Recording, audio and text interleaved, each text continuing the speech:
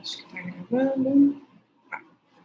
Bom, esse livro, né, o Pensamento e Vida, para quem não sabe, né, para quem não conhece, ele na verdade ele é uma cartilha, né, ele é um livro que contém, se eu não me engano, aqui, ó, ele contém 30 capítulos e ele foi psicografado, né, por Chico Xavier, pelo Espírito Emmanuel. E cada uma dessas lições aqui, que nós estamos estudando na sequência, então hoje a gente vai estudar o capítulo 13, que fala sobre filhos, são capítulos que esse livro, basicamente, ele é uma cartilha que Emmanuel trouxe para nós, né, através da psicografia de Chico Xavier, trazendo ensinamentos, lições, né, reflexões a respeito da nossa vida aqui, né, enquanto encarnados. Então, essa cartilha, essas lições, normalmente nós, enquanto espíritos, nos preparamos para reencarnar, estudamos, né, essas lições no plano espiritual, e Emmanuel trouxe, né, através da psicografia de Chico, essas lições para a gente. Então, é um livro muito rico. Então, como vocês podem ver, os tópicos, né, que ele aborda realmente envolvem toda a nossa vida, né, toda a nossa encarnação. Porque vai falar sobre vários aspectos importantíssimos, né, para a construção de um homem de bem. E para que a gente possa ter um pouco de conhecimento, esclarecer também o nosso espírito com relação aos valores morais, com relação a tudo aquilo que realmente vai nos trazer um conhecimento para nos dar um suporte aí nessa nossa caminhada enquanto encarnados, né? Então, hoje a gente vai estar estudando então, o capítulo 13, que vai falar sobre filhos. E quando eu estava, né, me preparando, e eu peguei esse título, porque na verdade eu ia dar o próximo, né, que falava sobre o corpo. E aí eu falei, poxa, né, vou falar sobre filhos. E eu não sou mãe, né, ainda, né, se Deus quiser, serei. E eu falei, como que eu vou, né, falar sobre filhos, né, se eu não tenho ainda essa experiência? Essa realmente foi a primeira coisa que me veio à mente quando eu vi que eu ia falar sobre o tema filhos. Né? Mas aí depois lendo, na verdade, esse capítulo, ele me ajuda muito, porque na verdade ele não é para falar sobre os filhos em si, mas sim sobre a importância, né, a missão que é sermos pais e mães. Então, para mim, que ainda não sou, né, e aí eu me lembrei de um outro estudo que nós fizemos uma vez, se eu não me engano, do Livro dos Espíritos, quando a gente comentou, eu acho que foi do Livro dos Espíritos, né, falando sobre a missão dos pais, né, tem até uma questão, né, que é a 582 lá no Livro dos Espíritos, que nós criamos, né, até uma discussão bem legal em torno do tema, falando justamente sobre isso, né, quem já tem filhos, né, que os filhos não foram criados no berço espírita, ou então que não tinham esse conhecimento dentro da doutrina, ou então esse conhecimento, né, dos ensinamentos de Jesus, da moral, foi adquirir mais tarde na maturidade, né, fala, nossa, se eu tivesse esse conhecimento lá atrás, eu tinha feito coisas diferentes. Em contrapartida, aquelas pessoas que ainda não têm filhos, né, como no meu caso, a gente entende e sente muito mais a responsabilidade que é quando somos pais, né, quando temos filhos. E no meu caso, para mim, realmente só me abre os olhos cada vez mais para a importância, né, de adquirir esses conhecimentos para realmente ser uma boa mãe, né, a melhor mãe que eu puder ser nessa encarnação. Então, realmente, esse capítulo trata-se disso, né, desse esclarecimento para os pais, da responsabilidade que é receber um espírito aqui e o que a gente tem que fazer, né, qual seria a recomendação, né, a nossa conduta perante essa missão que é ser pai e mãe, né, enquanto aqui encarnado. E é bonito porque nós já estudamos no capítulo anterior, que a Verinha falou sobre família, nós já estudamos também uma aula que eu falei sobre os laços de família, da visão do Evangelho, né, dos ensinamentos de Jesus, de acordo com a família. Já falamos também a importância da reencarnação, né, a necessidade da reencarnação. Então, meio que todos esses ensinamentos, né, o que eu acho mais legal é que eles vão somando e vão nos trazendo uma bagagem muito importante para a nossa reforma íntima. Porque cada vez mais que a gente vai entendendo sobre determinado assunto, nos faz refletir para ter atitudes diferentes e assim a gente vai evoluindo. E esse capítulo também não podia ser diferente, realmente ele vem somar aí com tudo que a gente vem aprendendo. E quando Emmanuel aborda essa questão dos filhos, ele começa aqui no primeiro parágrafo dizendo o seguinte, né? Nasce a criança trazendo consigo o patrimônio moral que lhe marca a individualidade antes do renascimento no plano físico. No entanto, receberá os reflexos dos pais e dos mestres que lhe imprimirão a nova chapa cerebral, as imagens que, em muitas ocasiões, lhe influenciarão a existência inteira. Então, o que ele está querendo dizer aqui?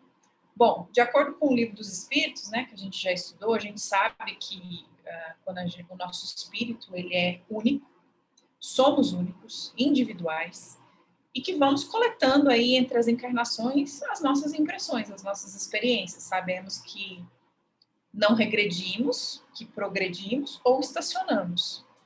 E cada encarnação, né, lembrando um pouquinho do que a gente estudou, acho que foi semana passada, né?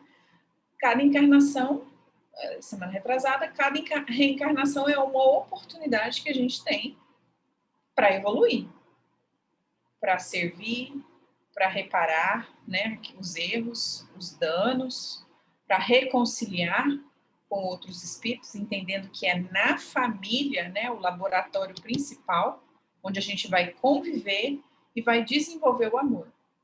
E que também, além dos desafetos na família, os laços de família, a gente já entendeu, já estudou também, que a gente tem os nossos amores, as nossas afinidades, aquelas pessoas que realmente os espíritos afins que se buscam e que se auxiliam mutuamente, né? Que estão ali para dar esse suporte para a encarnação, né? Para que a gente possa ter êxito. Então, aqui, o que Emmanuel está falando? Que essa criança, quando ela nasce, ela vem, sim, com a sua individualidade, com a sua bagagem, né, de experiências, porém, a criança, a providência divina é tão bonita que traz essa criança num corpo frágil, traz essa criança numa situação em que ela necessitará de cuidado. Então, é muito mais fácil, por exemplo, a gente pensar que os pais, né, e os mestres aqui vão poder imprimir nessa nova criança, né, um novo conhecimento, auxiliar ela na sua educação com novos valores morais, conduzir esse espírito realmente a um crescimento, mostrando a ele o que é o certo, o que é o errado, para que ele possa evoluir, né? Porque é assim que a gente vai crescendo e que vamos adquirindo as nossas virtudes de encarnação em encarnação. Então, esse primeiro parágrafo aí é exatamente isso que ele está dizendo. Então, outra coisa que eu achei interessante, né, quando eu li, é que eu pensei comigo, né, olha, o quão importante é o estudo, né, o estudo das obras de Kardec, a base, né, do espiritismo, porque se a gente não tivesse estudado já, ou para quem vai ter a oportunidade de estudar ainda, né, e não viu, o Livro dos Espíritos, né, que fala sobre essa questão da missão dos pais, o Evangelho segundo o Espiritismo, que a gente já estudou, que eu já mencionei aqui. Então, tudo isso vai somando. E já quando a gente já lê um livro desse, né, que a gente sabe que os livros de Emmanuel são livros difíceis, assim, que a gente precisa realmente interpretar o que ele está querendo dizer, porque ele tem um vocabulário bem rebuscado, sem essa base, né, dos ensinamentos que a gente vem tendo, dessa somatória de estudos que a gente está fazendo, talvez vai ficar um pouco mais complicado para quem lê pela primeira vez. Então, assim, eu super sugiro realmente que, assim que puder, que participem dos estudos, né? A gente tem aqui os estudos de segunda-feira, que é um estudo mais minucioso do Livro dos Espíritos. De terça, a gente tem esses 3 livros que a gente alterna, né? Que é o Evangelho, o Pensamento e Vida, e os melhores capítulos, como diz a Suelen, do Livro dos Espíritos. Quarta-feira, Livros dos Médios, e de sábado a gente está estudando as obras de André Luiz. Então, assim, é tudo meio que soma, sabe? Então, eu fico muito feliz, eu particularmente, quando leio uma obra de Emmanuel e consigo associar com outras obras e falo assim, nossa, agora está fazendo mais sentido para mim, fica mais fácil a interpretação e a absorção desse conhecimento, né? Então, assim, fica o convite, né? E Emmanuel, ele continua discorrendo ao longo desse capítulo como um todo, justamente falando sobre essa importância da missão dos pais, porque aqui no segundo parágrafo ele fala, indiscutivelmente a instrução espera-lhe o espírito em nova fase. Olha que importante que é essa frase. A instrução espera-lhe o espírito em nova fase, enriquecendo-lhe o caminho neste ou naquele mister. Contudo, importa reconhecer que a palavra escrita, em confronto com a palavra falada ou com um exemplo direto, revela poderes de repercussão menos vivos, mormente quando torturada entre os preconceitos de forma gramatical. Então, olha a riqueza desse parágrafo. Outra coisa muito importante, né, que ele vem nos alertar aqui é que essa criança, né, chega nesse estágio frágil. Nós sabemos também pelos estudos que nós temos a dádiva do esquecimento. Então, não lembramos, né, das nossas experiências passadas, porque realmente é uma dádiva. E aí caímos em um lar onde temos os pais que vão nos conduzir a essa educação moral. Então, o exemplo dos pais, com certeza, vai fazer toda a diferença na educação dessa criança. E o tanto que temos que ter também cuidado com o que falamos e com o que afirmamos para essas crianças. Porque as palavras, né, elas têm um poder assim enorme de causar também traumas, de causar crenças, de diminuir essas crianças. E muitos de nós temos, às vezes, hoje, na vida adulta, certas dificuldades porque foram colocadas em nós, né? Certos ensinamentos, certas corrigendas dos nossos pais, mas porque também eles não sabiam, né? Os nossos pais, eu gosto muito de uma frase do Andrei Moreira, que ele diz o seguinte, né? Que somos vítimas de outras vítimas. Então, enquanto espírito, né? Enquanto adulta, não adquiro esse conhecimento de entender, olha, a responsabilidade que eu tenho quando eu tiver um filho, de educá-lo, de corrigi-lo, mas através do meu exemplo e não falar uma coisa e fazer outra, ou seja, ser impecável com a minha palavra, com as minhas atitudes, mas também tomar muito cuidado com aquilo que eu vou imprimir nessa criança, para não trazer a ela medos, né? Não trazer para ela traumas ou crenças que depois na vida adulta essa criança vai ter dificuldade para lidar. E hoje em dia, uma das coisas que a gente mais vê com o desenvolvimento, né, que a gente está tendo aí desses estudos, né, cada vez mais se fala em autoconhecimento, cada vez mais se fala em buscar essa questão, esse equilíbrio da inteligência emocional, a importância do pensamento, tanto é que o livro chama Pensamento e Vida, porque aquilo que a gente pensa reflete totalmente na nossa vida, em como a gente vai conduzir, o que a gente vai fazer. Então, entendendo hoje, né, que muito dos nossos comportamentos, dos nossos traumas vem da infância, então cabe aqui aos pais que vão receber esses filhos, né, ter essa delicadeza e quanto mais a gente adquire esse conhecimento de fazer da forma correta, né, vamos evitar problemas no futuro. Eu não nasci num berço espírita, por exemplo, né? Fui já conhecer a doutrina espírita aí nos Estados Unidos, já na minha vida adulta. E hoje eu vejo que o desejo que eu tenho de quando eu tiver os meus filhos, de educá-los dentro da doutrina, né, dentro desses valores. E cada vez mais que eu estudo também sobre autoconhecimento, sobre a minha reforma íntima, ressignificar muita coisa, eu entendo também a responsabilidade que é para eu não repetir esses padrões com os meus filhos, né, de coisas, por exemplo, negativas, e de perdoar também os meus pais, porque eles também não sabiam, eram, como diz o Andrei, né, somos vítimas de outras vítimas. Então, quanto mais a gente estuda, a gente entende que não, eu preciso realmente me perdoar, eu preciso realmente perdoar os meus pais, eu preciso fazer as pazes, eu preciso curar a minha criança interior. E quando a gente começa a trabalhar tudo isso dentro da nossa reforma, com os ensinamentos de Jesus, com toda essa amorosidade que a gente tem que ter por nós, consequentemente a gente transborda isso, né, para os nossos filhos. Então, quanto mais eu, enquanto espírito, enquanto adulto, né, trago isso para a minha vivência, tenho essa inteligência emocional, tenho esse equilíbrio de pensamento, numa conduta reta, numa conduta certa. Claro que a gente sabe que não é fácil, mas isso vai refletir nos nossos exemplos e na maneira também como a gente vai tratar os nossos filhos, né? Então a gente tem essa responsabilidade, sim.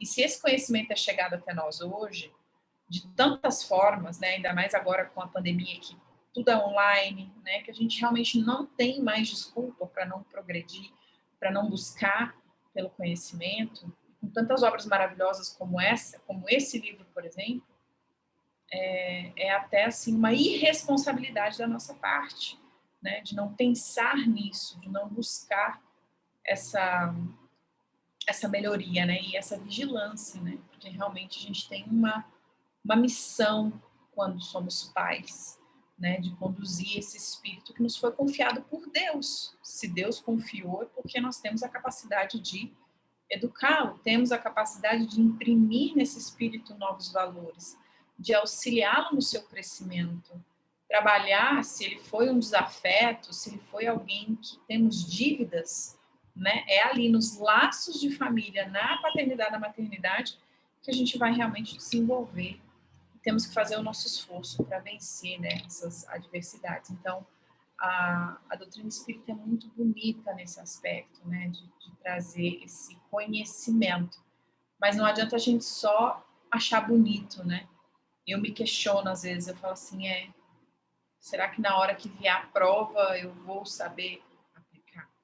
Então, essa força, essa vontade que a gente tem que ter, inclusive tem até, acho que um capítulo aqui, que se não me engano foi até a Suelen que deu essa aula, falando sobre a vontade, que eu nunca esqueci umas coisas que ela falou. Então, realmente, a gente precisa também exercitar a vontade para aplicar, né, todo esse ensinamento.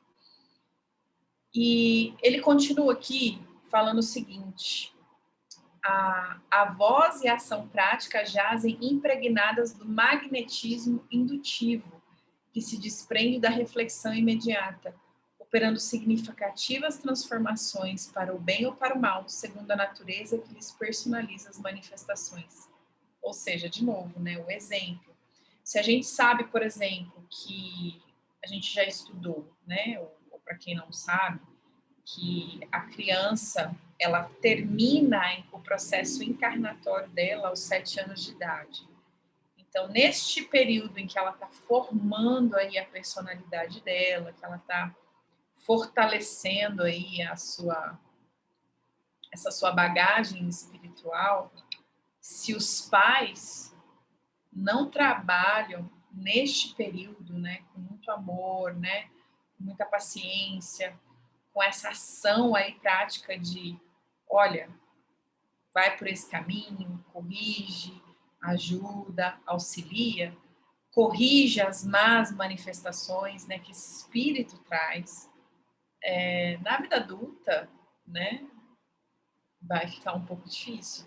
Então, aqui de novo ele diz, né, aquela ação prática, né, que a gente precisa ter realmente de trazer esse exemplo, porque o espírito já vai trazer a tendência. Então, Deus é tão perfeito, né, que traz essa criança para ela necessidade de cuidados. Então, por isso que eu detesto essa frase, né? E eu antigamente vivia dizendo isso, né, repetindo, né? Pau que nasce torto morre torto. Depois que a gente entende, né, essa questão que todo mundo é capaz de modificar suas más tendências, todo mundo é capaz de melhorar, quando se tem vontade e se trabalha para isso, que eu parei de falar. Que eu acho que realmente é uma coisa totalmente sem sentido, porque todo mundo pode mudar.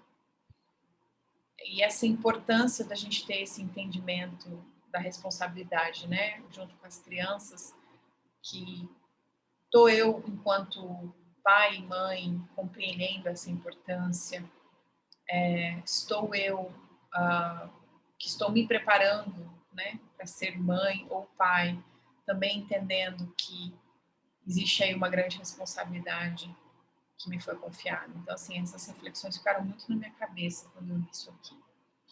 E esse parágrafo também é muito bonito. Olha, as crianças confiadas na Terra ao nosso zelo são portadoras de aparelhagem neurocerebral completamente nova à sua estrutura orgânica.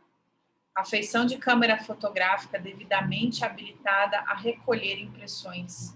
A objetiva que na máquina dessa espécie é constituída por um sistema de lentes apropriadas, capazes de colher imagens corretas sobre recursos sensíveis, é representada na mente infantil por um espelho renovado, em que se conjugam visão e observação, atenção e meditação por lentes da alma, absorvendo os reflexos das mentes que a rodeiam e fixando-os em si própria como elementos básicos de conduta. E aqui a gente remete lá no capítulo 1, né, que Emmanuel fala aqui nesse livro que a mente é o espelho da alma. Então, se os adultos que estão ao redor dessa criança estão espelhando o que para ela? Então, olha a importância da gente entender, né, também um pouco das nossas próprias experiências, né, que a gente sabe que o ambiente conta muito, né, as nossas companhias, o que a gente escuta, o que a gente ouve, ainda mais criança, né, que criança é uma esponjinha, né, que a gente diz. Por quê? Exatamente isso que Emmanuel está explicando aqui. A criança, ela tem uma capacidade de absorção muito grande, né, a mente dela tá zerada, vamos assim dizer, né, o cérebro, ele vem assim pronto para absorver. Então, nessa fase, que ela vai aprender, né, novos comandos, ela vai aprender a ler, vai aprender a escrever, vai aprender a falar, vai aprender a se comunicar.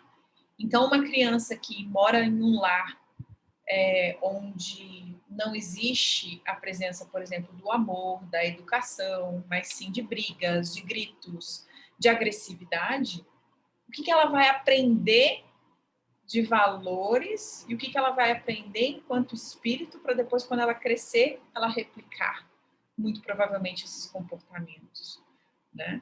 Então, ou fazer uma coisa totalmente oposta, mas que vai ficar ali encurtido traumas, impressões, causando nela depois feridas emocionais, né?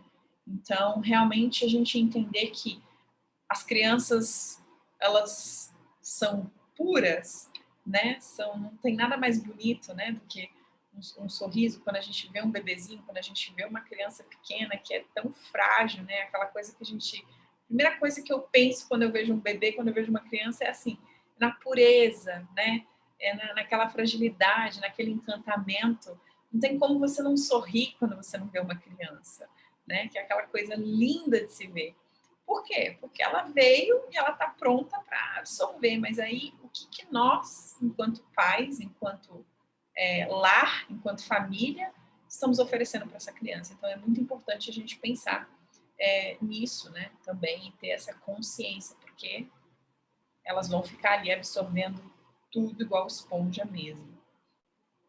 Os pequeninos acham-se deste modo à mercê dos moldes espirituais que lhes tecem o berço ou que lhe asseguram a escola, assim como a argilha frágil e viva ante as ideias do oleiro.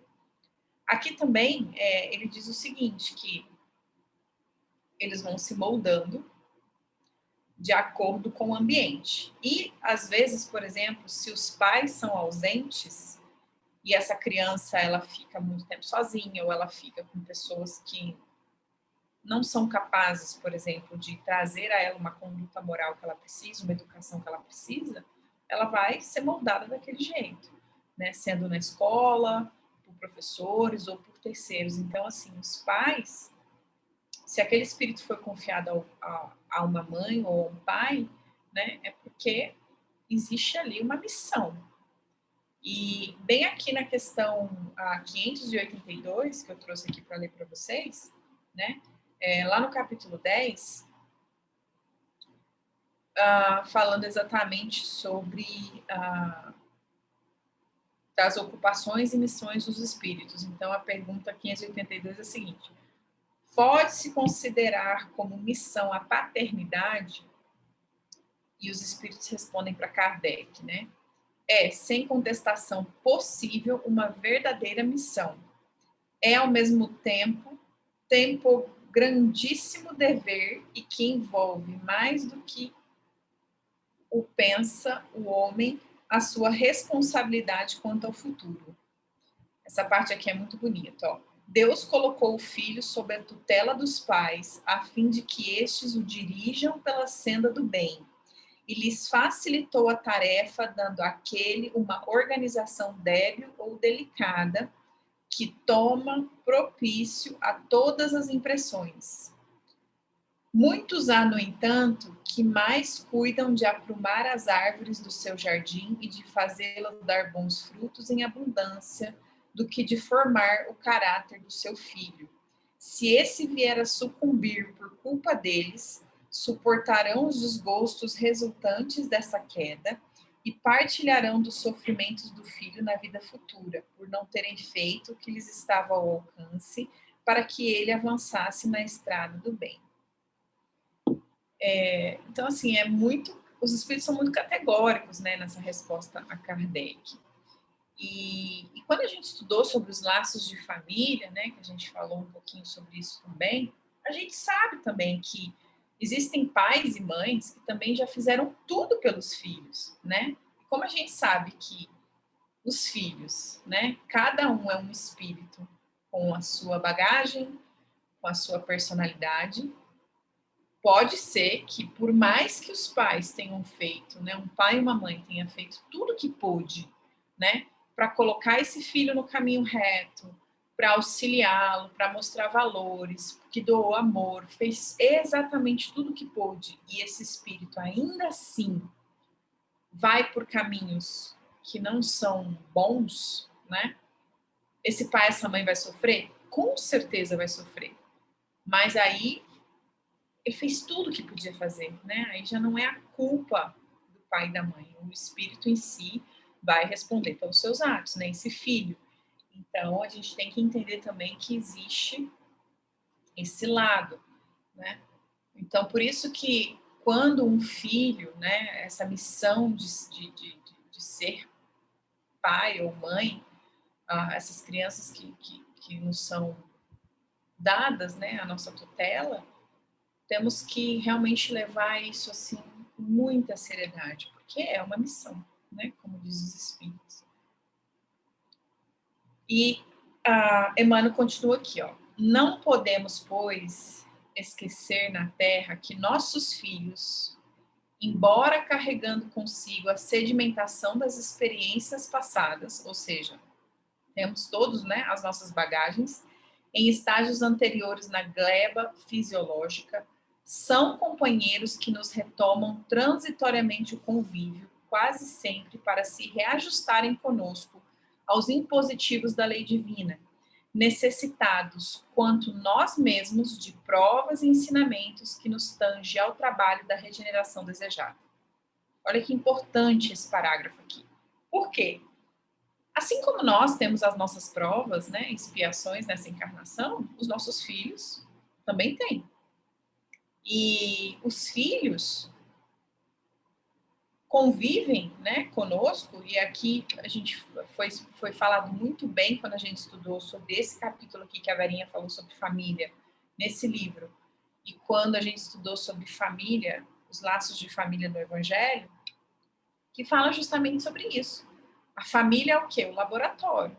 Então, ali pode ser que vão haver espíritos que vão conviver conosco que a gente teve dificuldades. Então, quando a gente vê uma dificuldade muito grande entre mãe e filhos, por exemplo, pais e filhos, ou irmãos, né, que não se dão bem, ou com algum membro da família, a gente entende que isso é um processo de reaproximação, né? Que esses espíritos decidiram voltar, que essa mãe aceitou receber esse espírito como filho, e que ali os dois precisam trabalhar essa questão da encarnação. Porque como ele fala aqui, ó, temos as nossas experiências passadas, né? Mas que a gente não pode esquecer que a gente é companheiro, que a gente vai retornar aqui para conviver, porque a gente precisa de reajuste.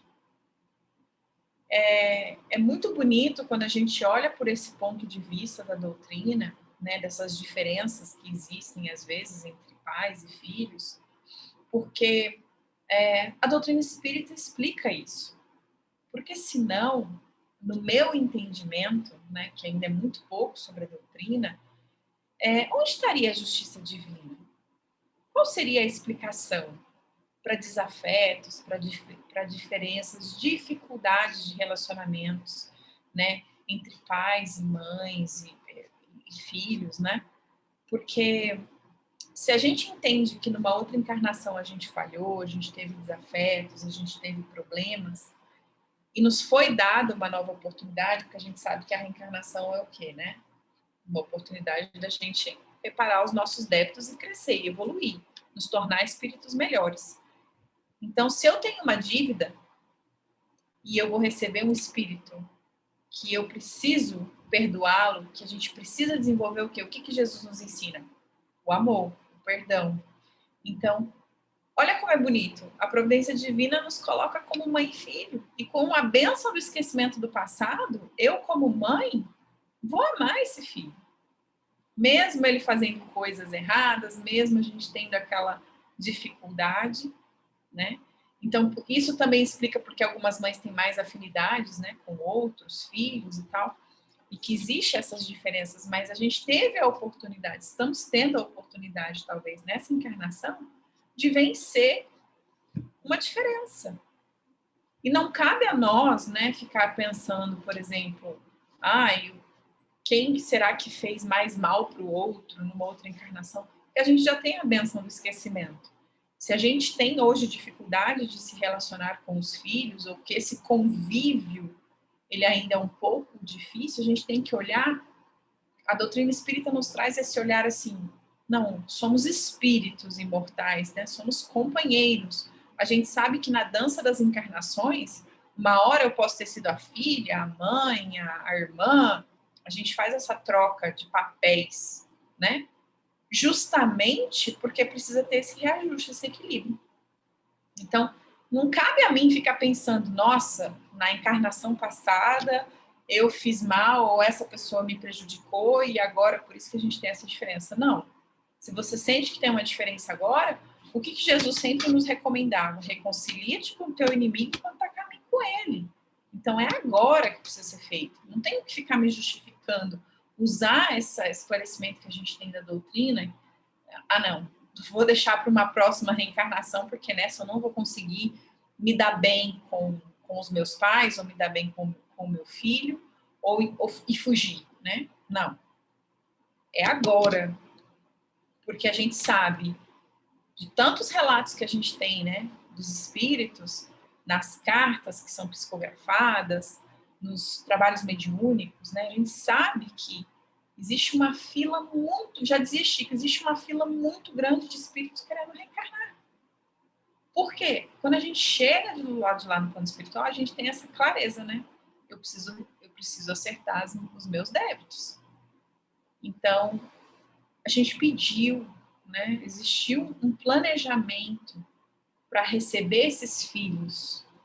E essa missão linda, né? Que é missão, ser pai e receber esses pequeninos, é porque Deus está conosco nessa, né? A gente sabe que a gente está sendo amparado por Jesus, que a gente está sendo amparado pelos amigos espirituais, e que não importa, estamos fazendo a nossa parte, entendendo às vezes o porquê dessas dificuldades, enxergando esses filhos, né?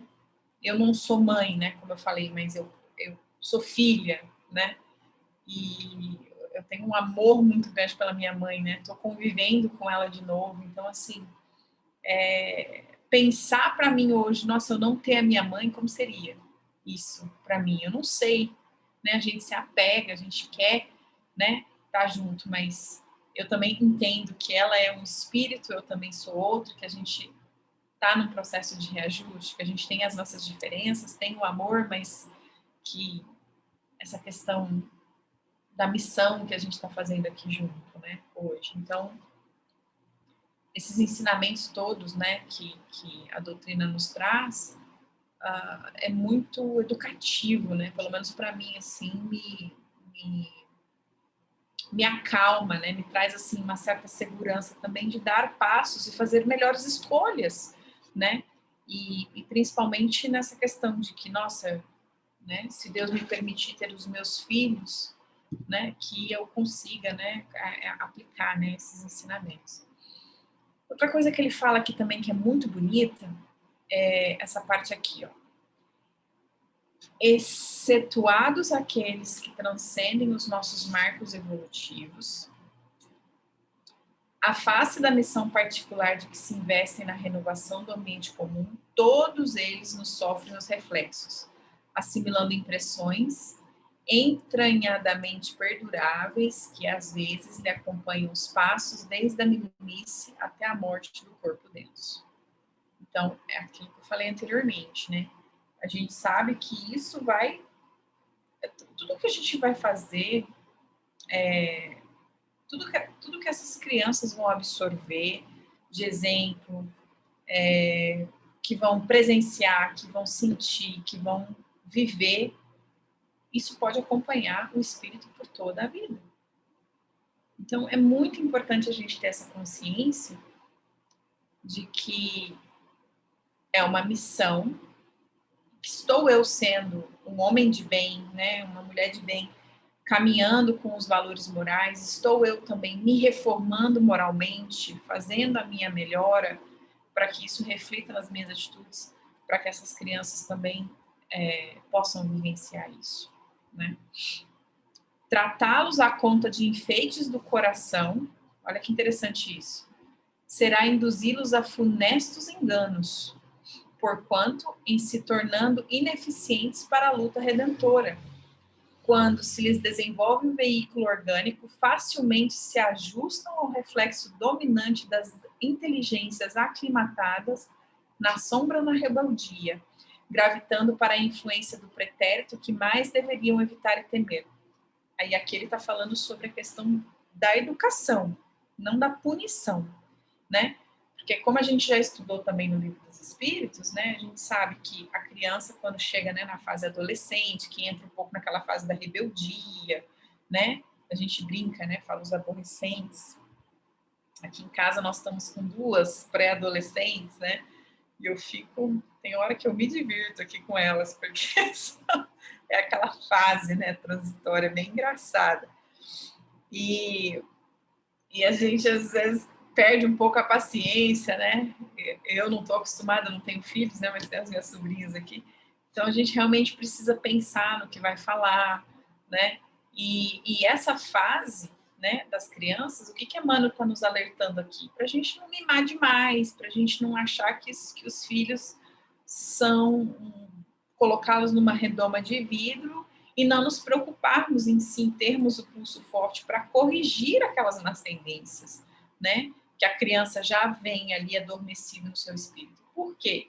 Conforme ela termina a reencarnação, entra na fase da adolescência, por exemplo, se isso não foi corrigido naquele momento em que ela estava mais maleável para a gente formar a personalidade dessa criança, ela vai adquirir comportamentos, ela vai adquirir formas de agir com os outros e na sociedade, e ela vai voltar a, às vezes, se ligar com aqueles comportamentos das encarnações passadas, de rebeldia, enfim, de má conduta, porque aquilo já era dela, mas não foi moldado, né? Estava adormecido. Porém, se não foi corrigido com amor, né, com educação, com firmeza e não com punição, com raiva, com castigo, não com isso, ela vai voltar, né? É aquilo que o Emmanuel fala aqui, ó. Facilmente se ajustam ao reflexo dominante das inteligências aclimatadas na sombra, na rebeldia, gravitando para a influência do pretérito que mais deveríamos evitar e temer. Então, do pretérito aqui, eu entendi que ele estava dizendo das vidas passadas, né? Ou seja, essa criança, nós que viemos com a missão de auxiliar, conduzir esses espíritos, né? Que são os nossos filhos, para um reajuste, seja conosco, ou seja, né, na vida, guiando eles para um caminho do bem, para um caminho reto. Se por excesso de mimos não fazemos, essa criança provavelmente vai voltar a ter os comportamentos, né, esse adulto, e vai cair nas mesmas falhas que foi, provavelmente, por exemplo, pode ter sido uma das suas quedas, né, na sua vida passada. Eu me lembro uma vez de uma carta que a gente recebeu, né, de um espírito, de uma mãe, na verdade, que ela relatava justamente isso, essa história de que ela escrevia para esse filho e ela dizia que ela se sentia muito culpada por não tê-lo conduzido na estrada reta, por mimá-lo, né, por fazer todos os seus gostos, por não corrigir as suas más tendências, por um amor muito excessivo, por tratá-lo como um bibelô, ela contribuiu, né, para a queda dele, para que ele se tornasse um adulto não muito bom. E quando ela desencarnou, quando ela chegou no plano espiritual, ela viu que ela havia falhado, né, enquanto mãe nesse quesito. E ela conta nessa carta 2 encarnações, na verdade, essa. Depois, quando ela retorna, que eles voltaram em condições muito difíceis, que em contrapartida na outra eles eram de uma família muito abastada, tinham muito dinheiro, e que esse filho tinha tudo do bom e do melhor e nunca sofreu nenhum tipo de privação ou educação. Na outra oportunidade, ambos retornam em condições muito difíceis e ela teve que educá-lo sozinha, era mãe solteira, tinha muita dificuldade, teve que cuidar dele a infância toda, até mesmo para ele ser independente, para ele poder fazer as coisas, algo assim, não me lembro exatamente muitos detalhes. Mas ela desencarna muito jovem e deixa essa criança só no mundo. E ele não tinha mais ninguém. E aí parece que ele foi para um abrigo, não sei o quê. E na carta ela fala para ele que ela agora estava orgulhosa dele, porque ele tinha se tornado um homem de bem, porque dessa vez ela não falhou. Enquanto criança, ela conseguiu colocar nele os valores necessários. Independente dela ter ido e ele ter ficado só, ele venceu. Por vontade própria, por esforço próprio, porque ele sempre lembrava dos ensinamentos dela. Então, quando eu li isso aqui, eu lembrei dessa carta. E se a gente tem também o exemplo da mãe de André Luiz, né, no livro Nosso Lar, que ela relata isso também, que ela mimou muito ele, né, que ela, tipo, não corrigiu algumas coisas que ela deveria ter feito e que ela se arrependeu e tudo mais. Então, tá aí mais um exemplo, né, do que Emmanuel estava querendo dizer nesse parágrafo. E no próximo ele continua. É assim que toda criança entregue à nossa guarda é um vaso vivo a arrecadar as imagens da experiência diária, competindo-nos, pois, o dever de traçar-lhes noções de justiça e trabalho, fraternidade e ordem, habituando-a desde cedo à disciplina e ao exercício do bem, como a força de nossas demonstrações, sem, contudo, furtar-lhe o clima de otimismo e esperança. Exatamente isso que a gente acabou de falar aqui, né? Com amor, com educação, com firmeza e sem punição, né? Para não incutir nessa criança valores, né, destrutivos. Acolhendo-a com amor, cabe-nos recordar que o coração da infância, tão bonita essa frase dele, é urna preciosa a incorporar-nos os reflexos, troféu que nos retratará no grande futuro, no qual passaremos todos igualmente a viver na função de herdeiros das nossas próprias obras. Não é verdade isso? Porque se a gente faz o possível hoje, né, para criar crianças emocionalmente, né, fortes, vamos assim dizer, na medida do possível, essas crianças no futuro vão se tornar adultos também equilibrados, homens de bem, pessoas que realmente vão fazer a diferença por ter valores morais muito elevados. E quando a gente estudou, né, a questão da família, que eu até comentei, né, uma das coisas que mais me impressionou dessa vez que eu estava estudando foi assim que a gente tem mesmo que se preocupar com o que a gente está exportando para o mundo, né? Se a gente olha hoje para a sociedade e vê essa sociedade tão, né? Para quem olha e vê, fala assim, nossa, o mundo está perdido, né? Esses políticos, esses médicos, essas pessoas que estão aí hoje, meu Deus, que roubalheira, que tudo isso. Bom, os nossos filhos serão esses médicos, esses professores, esses políticos. Então, o que essas pessoas vão fazer no mundo se elas não tiverem uma base, uma educação e fazendo exatamente isso aqui que Emmanuel está nos trazendo nesse livro? E sem contar do próprio equilíbrio, né, da inteligência emocional. A gente sabe a importância do pensamento, a importância que é também para essas questões espirituais, né, do que a gente atrai de vibração. Então, quanto mais a gente se torna pessoas fortes, né, a gente vai ser o quê? Herdeiro das nossas próprias obras. A gente sabe que a gente vai plantar e que a gente vai colher, e que esses filhos criados com amor, com bases sólidas, com valores morais, vão ser adultos também que vão se posicionar perante a vida da mesma forma, que vão construir as suas famílias, que vão educar os seus filhos, e assim a gente pode pensar que, nossa, o mundo realmente vai melhorar a partir desse ponto. Então começa de onde? Sempre de mim. Sempre a partir de mim. Porque eu vou dar continuidade naquilo que eu tenho aqui dentro. Então, o que eu vou cultivar enquanto espírito aqui? Vou receber os meus filhos, ou se já tenho os meus filhos, o que estou fazendo eu para conduzir essas crianças aí nesse caminho, para exercer o bem, para ter disciplina, para entender o valor da caridade, do respeito, introduzir essas crianças aos valores do Cristo, né, a uma fé, porque hoje, né, a gente fala muito isso entre nós, assim, nas nossas preces aqui do grupo, principalmente. O quanto é difícil a gente ver adultos, né, pessoas adultas que não conhecem Jesus, pessoas adultas que não têm fé, pessoas que estão passando por problemas enormes, né, adultos que cometem suicídio, né, que retiram a própria vida por desespero, por não ter um equilíbrio psicológico, por não ter uma inteligência emocional, por não ter tido um apoio, um suporte.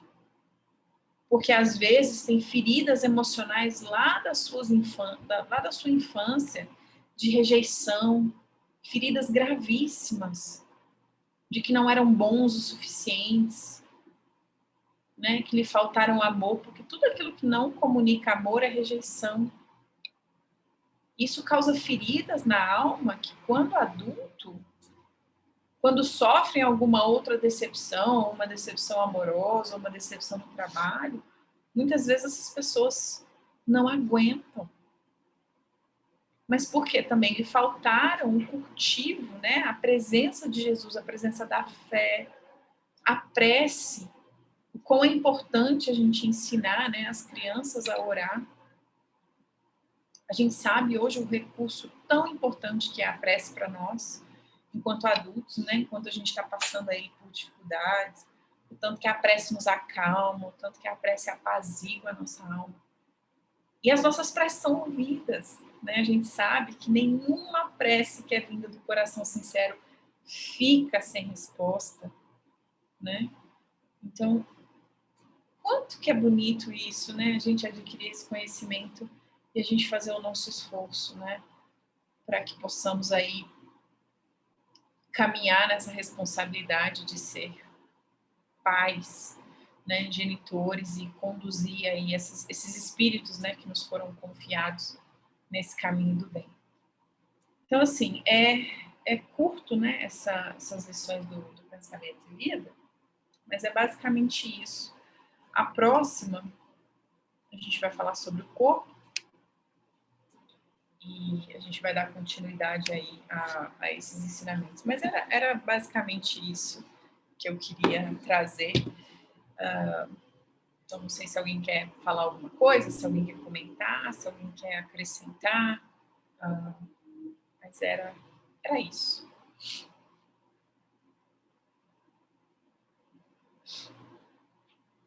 Aí podem abrir aí o microfone de vocês.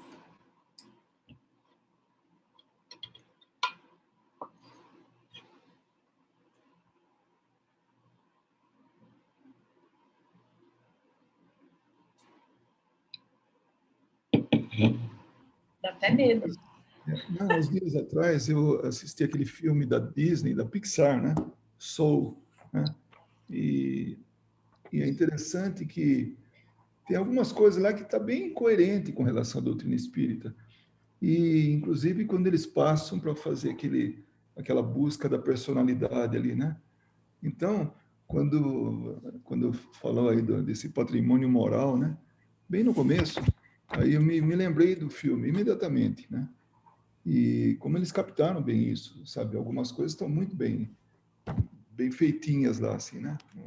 Então eu pensei, falei, de onde que eles tiram, né? Isso é uma intuição bastante, né? Bastante grande aí, né? E aí também mais para frente, quando você falou sobre a gente ser tão assim, sabe, ver uma criança assim, ver com tanta beleza, são cativantes, né? E aí uma vez eu li que é um mecanismo de proteção para esse novo ser. Porque se ele fosse não atraente, se fosse um bicho feio, né, tal, haveria uma tendência sabe, de recusar, de agredir e tudo. Mas não, a gente vê aquele bichinho tão redondinho, tão bonitinho, né, fofinho. E tudo que é animal tem a mesma característica. Quando é pequenininho, é tão bonitinho que aí cativa a gente. Então, é interessante isso, né? E, e teve mais um monte de coisa aí que eu acabei, né? Tanta coisa, essa das experiências, né? Ele chamou assim a sedimentação das experiências passadas, né? E tem uma também que ele fala normalmente, né? Quer dizer, com alguma exceção, normalmente somos nós que temos alguma coisa para oferecer, a menos que eles tenham alguma missão de vir nos ensinar, de fazer, né? Alguma coisa para nos melhorar, excetuados aqueles que transcendem os nossos marcos evolutivos, quer dizer, que vão além do que a gente é, né? A face da missão particular de que se investem na renovação do ambiente comum, todos eles nos sofrem os reflexos, assimilando impressões entranhadamente perduráveis que às vezes lhes acompanham os passos desde a meninice até a morte do corpo físico. Então a tendência é essa realmente, que nós somos os responsáveis para melhorar aquele espírito. Só quando tem uma exceção aí, quando vem um espírito muito iluminado em uma família, é que é o oposto, né? Ele que está nos imprimindo esse crescimento que ele já adquiriu, né? Esse conhecimento, enfim, esse estágio que ele está. Mas ele não fala aí, né, nada de filhos especiais, mas acho que está meio embutido aí, já que nós é que somos os responsáveis, né?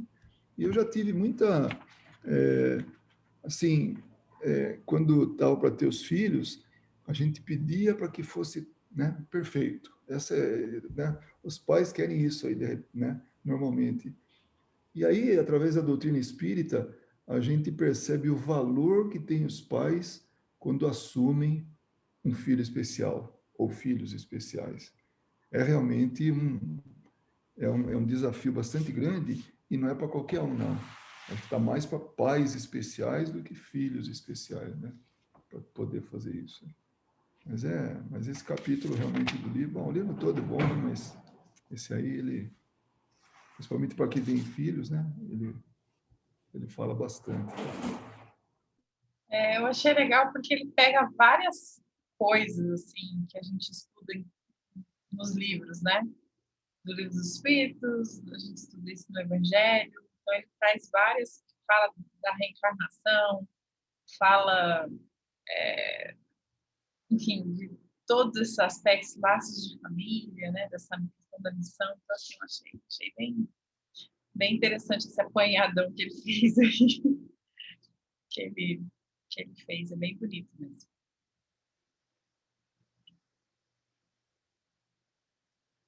Mais alguém? Eu vou só fazer um comentário que, assim, eu também não tenho filhos, então toda vez que vem essa questão, eu acho que a gente se transporta também para a situação de filho, né, em relação aos pais. E eu acho que sempre mostra qual é o limite dos pais, né, porque a gente abusa às vezes dos pais, né. Então, assim, os pais também têm limites deles, né? Tem uma hora que os filhos têm que começar a andar pelas próprias pernas. A gente tem que começar a tomar as nossas decisões, né? Porque é a nossa responsabilidade também. Quem fala isso eu estava até tentando procurar agora, é a Joana de Ângeles naquele SOS Família. Que ela vai estender todos esses comentários, né, do Emmanuel. Aquele livro é muito bom, principalmente para quem está começando também, ou quem já tem família, ou vive numa família, como todo mundo, né? E ela fala que os filhos, por mais que os pais errem, né, os filhos têm que assumir a responsabilidade da vida deles, né? Por mais que os pais não acertem, vamos dizer assim, porque ninguém realmente tem uma bula, né? A criança vem bonitinha também, né? Porque ela é inofensiva, né? Você tem que despertar o amor do pai e da mãe, né? Então ela precisa ser inofensiva. Daí ela também fala uma coisa que é bem assim forte, né? Mas ela mostra muito, né? Que todo espírito depois de uma reencarnação tem uma dívida que a gente ainda nem consegue mensurar com os pais pela oportunidade deles terem nos dado essa reencarnação, né? Que é uma dívida assim que vai e que nem ela consegue mensurar ainda o tamanho dessa dívida. Porque é a oportunidade de a gente estar aqui. Se não fossem eles, não, né? A espiritualidade superior não pode forçar ninguém também, né? Então, ela fala que a gente deve muito gratidão aos pais, né? Pela oportunidade. Que mesmo que eles errem, a gente também tem que assumir a nossa parte, a nossa responsabilidade. Acho que era isso. Isso que você falou é muito importante, né, Paula? Porque eu me lembrei muito também, eu me lembro muito dessas questões, assim, quando fala muito de família, do Andrei, né? Que o Andrei faz constelação familiar, né? Também é espírita, então, assim, ele aborda, uma vez ele disse numa palestra uma coisa que eu jamais esqueci, eu também achei muito bonito, para completar isso aí que você falou. É difícil porque os filhos, muitas vezes, né, ainda por a imaturidade de não ter a idade, né, de não conseguir enxergar também que somos vítimas de outras vítimas, né, que a gente também carrega isso daquilo que a gente recebeu, e que dos nossos pais, os nossos avós, que também não sabiam, então é bem isso. E aí ele disse que tinha uma menina uma vez que falou assim, não, eu não consigo perdoar o meu pai ou a minha mãe, eu não me lembro exatamente qual dos dois que é, pelo que ela fez comigo, pelo que ele fez comigo, acho que era pai. E aí ele falou para ela, falou assim, mas por que você não consegue perdoar? Ah, porque eu fui vítima de uma traição do meu pai com a minha mãe. E meu pai abandonou a minha mãe e a gente viveu condições assim muito ruins, porque ele não quis assumir a minha mãe e voltou para a mulher dele. E aí o Andrei virou para essa moça e falou assim, e você gosta de estar viva? Você gosta da sua vida? Gosto, Não, eu tô viva, né? Até a minha vida. E o que você faz? Aí disse que ela falou que ia pra faculdade, que estudava, que tinha um namorado e tal. Tá, e você, qual que é o seu maior sonho? Ah, meu sonho é ser mãe, ter minha família, ser bem-sucedida. Então você gosta da sua vida, independente de você não se dar bem com seu pai. Muito. Aí disse que ele virou para ela e falou assim: você já agradeceu o seu pai por ele ter tido esse caso com a sua mãe? Aí ela disse que não, o que você está falando? Não estou entendendo. Aí ele fala assim: você só está viva e você tem tudo que você tem porque o seu pai teve um caso com a sua mãe. Isso já é motivo suficiente para você ser grata para ele pela vida inteira. Agora, os emaranhamentos de seu pai, de sua mãe, o porquê que ele não fez, ou porquê que sua mãe não fez, deixou de fazer, aí isso já é outra história. Então você precisa já ter essa gratidão imensa pelo dom da vida. E aí diz que essa menina realmente foi entender e depois foi falar com ele, enfim. Mas eu nunca mais esqueci, porque eu me lembro da minha... quando os meus pais se separaram, né, que houve toda essa questão de mágoa, né, difícil, porque eu era muito apegada com meu pai. E a minha mãe me disse isso uma vez. Minha mãe virou para mim e falou assim: minha filha, ele é seu pai, independente de tudo, ele te deu a vida, sempre fez tudo por você. O que eu e seu pai, se o nosso relacionamento não deu certo, isso não interfere na função dele de pai. Não mistura as coisas, né? Eu sou a mulher que larguei do seu pai. Então você precisa entender que isso não afeta em nada, ele vai continuar sendo seu pai. E ela me colocou no meu lugar, assim, né? Porque eu estava fora da casinha. Então são coisas assim que foram duas lições assim na minha vida que me marcou muito. E todas as vezes que eu penso nisso, em pais, filhos, é isso que você falou, né, Ana Paula? A gente abusa mesmo, né? Às vezes de achar que não recebi o amor que eu deveria ter recebido, não fiz aquilo que eu poderia ter feito. Não, meus pais não fizeram por mim o que eles deveriam fazer. Mas quando a gente olha por esse prisma, né, da doutrina, que a gente entende essas dificuldades, isso tudo deixa a gente um pouco mais leve, eu acho. Não nos exime da responsabilidade, mas explica muita coisa e tira a culpa, né? Tira um pouco, alivia esse fardo, às vezes que pode ser de uma culpa, porque a culpa corrói, né? Muito. O Andrei fala muito sobre isso também. Então, assim, Tem uma questão que eu acho interessante também, e foi uma coisa pessoal minha também, né? O que é normalidade, né? O que é uma família normal? Porque muito desses ressentimentos que a gente tem em relação aos pais e irmãos, etc., vem dessa ideia que a gente às vezes tem do que é normalidade, do que são relações normais. E demora muito para a gente conceber que não existe família perfeita nesse planeta.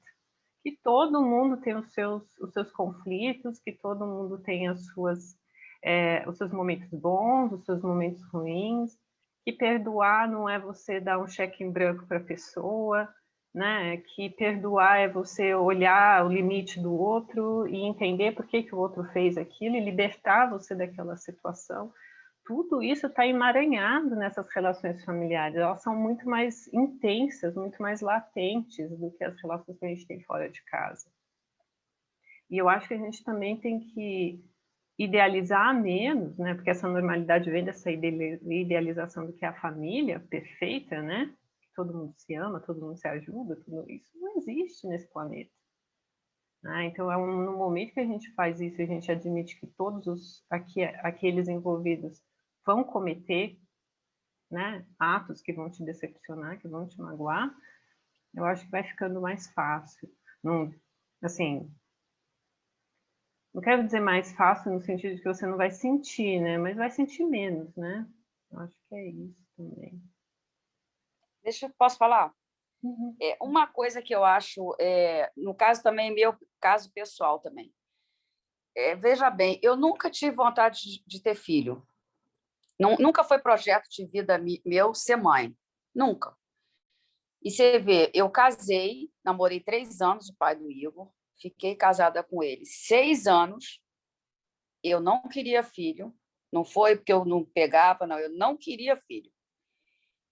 E talvez um dia eu quisesse, mas nunca, toda hora, vamos ter filho. A tua irmã teve filho. Eu digo, não, não quero, porque pode ser egoísmo, não sei, porque eu sabia que o dia que eu tivesse filho, talvez eu ia ter que mudar minha vida como eu mudei, que a minha vida sempre foi em função do Igor, desde que ele nasceu.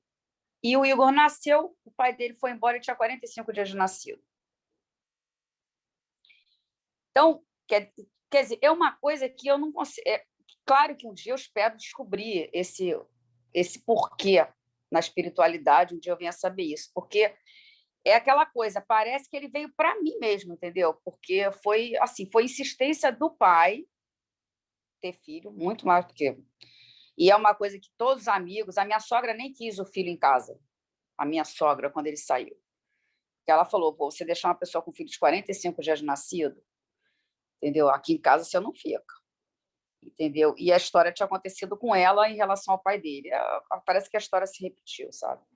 E, no entanto, eu acabo tendo problemas com o Igor, porque eu eduquei o Igor, na verdade, como eu fui educada. Somos 3 filhas mulheres, 3 irmãs, e um pai que não podia mimar mais do que mimou e tal. E eu eduquei o Igor dentro daquele parâmetro. Eu não tinha irmão homem dentro de casa. Então, na verdade, eu tenho certos problemas com o Igor, porque eu acho que nessas horas é bom homem dentro de casa. Porque tipo, ele fala assim, não faz isso. Não, deixa... Não é bem assim, deixa ele quebrar a cara. E eu quero sempre super proteger. Então, eu acho que foi bom o Igor ter ido para ele com 19 anos, graças a esse negócio do trabalho dele, eu senti muito, porque a minha vida foi em função dele.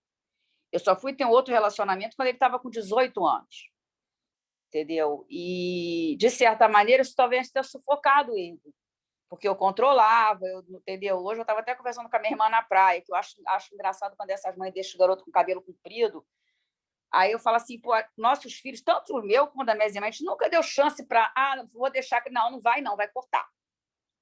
Entendeu? Então, eu não sei até que ponto educar. É muito complicado educar, né? Você não sabe até que ponto você está sendo permissiva demais ou você está controlando muito.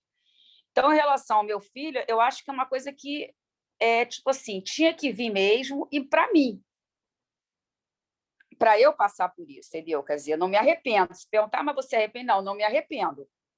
Mas eu não sei se eu soubesse que eu ia ter um filho para eu criar sozinha, não que o pai dele fosse ausente, não é, ele via o filho 2 vezes por semana, eu nunca proibi, mesmo revoltadíssima, ele queria ver 2 vezes, ele via, porque qual é o juiz que autorizar uma pessoa a ver um garoto de 45 dias de nascido, se a mãe não autorizasse, entendeu? Então, eu não...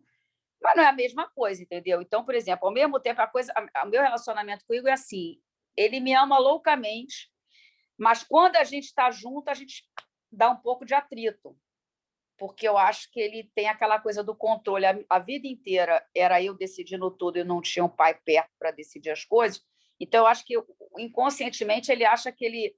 Talvez, quando eu falo alguma coisa para ele fala assim, não, eu vou resolver. Porque eu acho que inconscientemente, a nível de inconsciência, eu até acho que seja, ele acha que ele é neném, entendeu? E aí ele acaba, às vezes, rejeitando a coisa que eu falo. Várias coisas, entendeu? Mas eu acho que o meu filho é totalmente espiritual. Quer dizer, eu acho que todos devem ser, né? Mas no meu caso específico é uma coisa impressionante, porque era uma coisa que eu nunca quis e no final tive e cresci sozinha praticamente, né? Porque o pai dava falava aqui, não é a mesma coisa, entendeu? Muito... É incrível mesmo.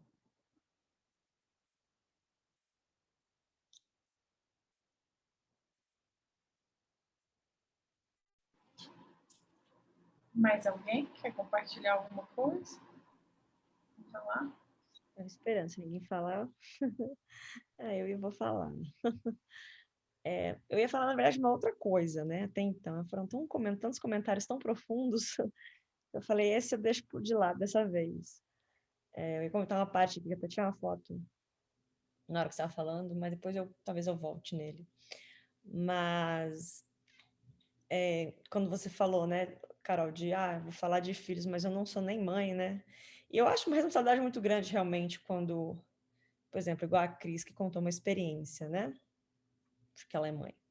Então, eu acho que a gente, pelo menos as mães que eu conheço, principalmente a minha, A gente tem uma visão antes e depois, né? O mundo muda. A concepção de tudo que você tinha muda muito, né? Então, eu tenho um exemplo muito grande, assim, que eu vi de questões de pais e que se tornou uma outra pessoa, que é o meu pai.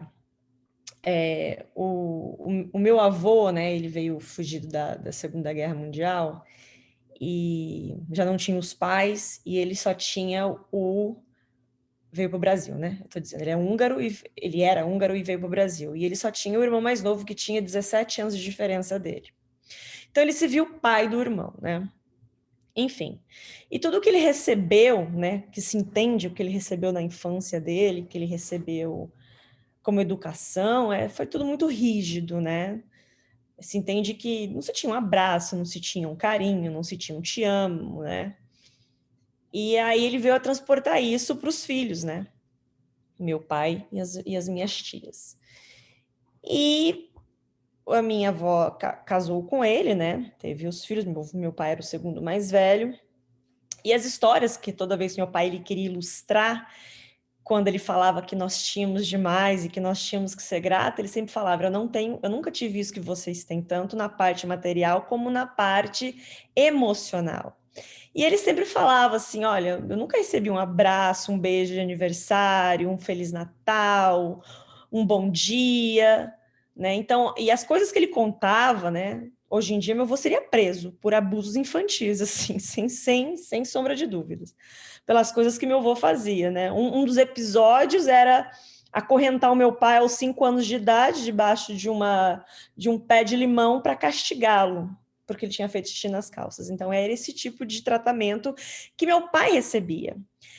E os avós maternos do meu pai era muito amoroso. Eles eram avós, assim, maravilhosos. E até um desses episódios que os avós chegou na casa, né, do meu pai, do meu avô e da minha avó, e viu essa situação, e eles, né, naquela época tinham muita questão do respeito dos mais velhos, né, porque os mais velhos falavam, estava falado. E que os avós maternos viu meu pai naquela situação e falou: se você não tirar ele dessa situação, ele não vai morar mais com você, né? Mas, enfim, os avós maternos não moravam junto, então ele acabava sofrendo com essas coisas. Ele cresceu, né? Como se diz aí, virou homem de bem, trabalhou, estudou. E ele sempre teve uma mágoa. Mas eu achava, quando eu falava com a minha mãe, que essa mágoa era do meu avô. E essa mágoa que ele construiu não era do meu avô, era da minha avó. Eu falei, mas a avó sempre foi amorosa com ele, sempre gostou muito dele. Falou, mas então, olha a visão dele. Na cabeça dele, infantil de criança, eu digo, né? Quando ele era criança, adolescente, ele achava que a minha avó tinha que defender, né? Que a minha avó não tinha que interferir nesse tipo de educação, de violência que ele tinha. Isso até, né? Vou dizer assim, até adulto, né? A gente já era grande assim. E depois ele conta que quando ele se introduziu no espiritismo, que ele estudou profundamente, que ele conseguiu perdoar minha avó. Porque ele conseguiu compreender que existiam muitas outras coisas relacionadas a isso que ele passou com a infância, não foi ele, foi as irmãs dele também que passou, do que somente uma relação entre pai, mãe, filhos, é uma coisa muito mais profunda. E a minha avó, né, no final das contas, ele entendia que ela tinha medo. Ela não conseguia agir por medo, e ela sofria também vendo tudo aquilo, né? Mas pense há 70 anos atrás, né, relacionamento de 70 anos atrás, né? E tudo que meu avô falava era lei. Se ela entrasse no meio, era capaz dela também sofrer alguma violência. E ele seguiu essa mágoa, sabe, dela, assim, sempre tratou muito bem, a gente sempre conviveu com os nossos avós, mas a gente sentia que tinha aquela... Porque ele, uma coisa que faltou, né, para ele, que era o amparo quando ele sofria essas violências. E aí depois ele disse, né, ele disse que compreendeu que ela podia dar o que ela tinha. Então, isso me sempre marcou muito, sabe, quando eu ouço... Graças a Deus, eu nunca passei por nada parecido, né? Sempre tive realmente, assim, pais maravilhosos em todos os sentidos, com seus erros e acertos, como todos nós, mas sempre tive pai maravilhoso, de muito amor, muito carinho. Meu pai, ele recebeu tudo isso, e ele só dava o contrário pra gente. Meu pai sabia falar que te amo, sabia falar que abraçava, sabia beijar, sabia mostrar afeto. E ele nunca recebeu isso. Então, o nosso livre-arbítrio é o que faz a gente entender que as escolhas são nossas, né? Claro que quando a gente vê o que esse que Emmanuel diz aqui sobre que os pais imprimem, né, dentro dos filhos como se fosse uma folha em branco, porque não reseta, né? Só abre uma nova página na história das existências, é uma ação primordial para o desenvolvimento daquele espírito, mas ainda nós temos o nosso livre-arbítrio, as nossas escolhas, de como queremos ou não. Claro que nós transportamos muitas das personalidades dos nossos pais, mas eu vejo pelo meu pai, ele conseguiu absorver o bom de tudo isso. Claro, com seus defeitos, que ele tinha os seus defeitos, não era uma pessoa perfeita, mas ele conseguiu transportar dentro de um relacionamento como pai, tudo aquilo que ele recebeu, que ele não recebeu, na verdade, né? Então, eu acredito sim que a luz da doutrina espírita fez ele compreender muita coisa, né? E acabar aceitando, né? Porque a gente não sabe o passado que foi antes, o porquê que tinha naquela família, porque aconteceu isso, porque assim, assado. Mas em compreender que as ações são nossas, compreender que nós somos espíritos individuais, que já viemos com as nossas individualidades, que sim, precisamos de ajuda para desenvolver outras, mas que mesmo assim, quantas vezes são os filhos é que ensinam os pais? Quantas vezes são os filhos que vêm para dar um outro caminho para os pais? E aí, quando você falou aqui, né, que o Andrei falou que nós somos vítimas de outras vítimas, é porque quem sabe que eu não fui lá o meu bisavô? Quem sabe que não... Porque nós somos o passado, nós somos eles. Nós somos só na reciclagem aqui, ó, vindo, voltando, vindo, voltando, vindo, voltando, e nos encontrando nisso. Então, essa compreensão é o que a Ana Paula falou. Não é que nós não vamos sofrer, mas eu acho que nós não vamos nos desesperar, né? E não nos revoltar com certas situações quando nós temos esse esclarecimento. Então, eu achei muito bonito todos esses relatos e me fez lembrar desse exemplo do meu pai, e que e já conheço outros exemplos também, mas de que sim, nós imprimimos aquilo que vem de berço, porém as escolhas são nossas. No final do dia, a escolha é sua.